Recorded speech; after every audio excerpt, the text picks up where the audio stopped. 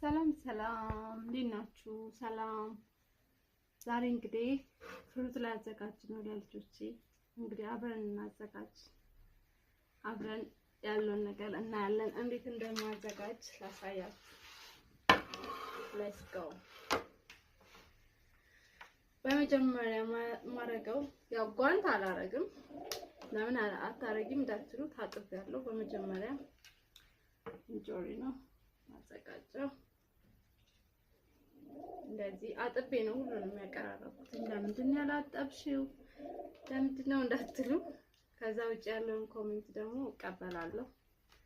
ግን እኔ እንደዚህ ነው ማዘጋጀው ላሳያችሁ።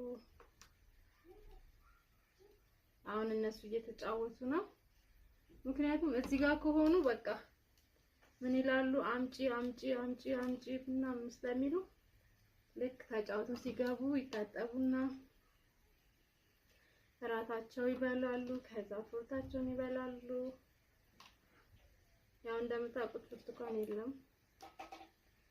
ብርቱካን አጥተናል። እንግዲህ ያው ለሚመለከተው አካል አድርሱልን። ቫይታሚን ኢ ያስፈልጋቸዋል ልጆቻችን።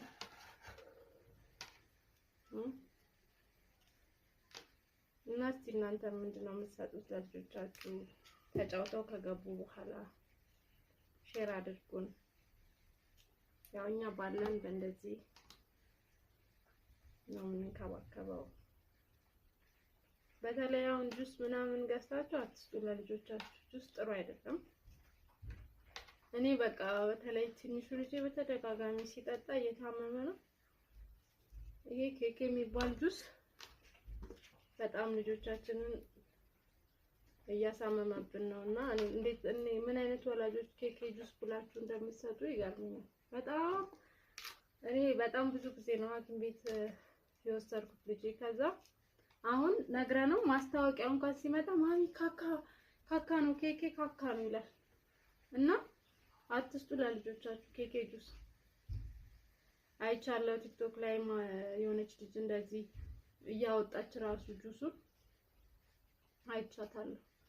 እና እናንተ ማይጠቅማቸው ነገር ከሆነ ልጆቻችሁን የምትፈልጉ ከሆነ ለምን ትሰጣላችሁ?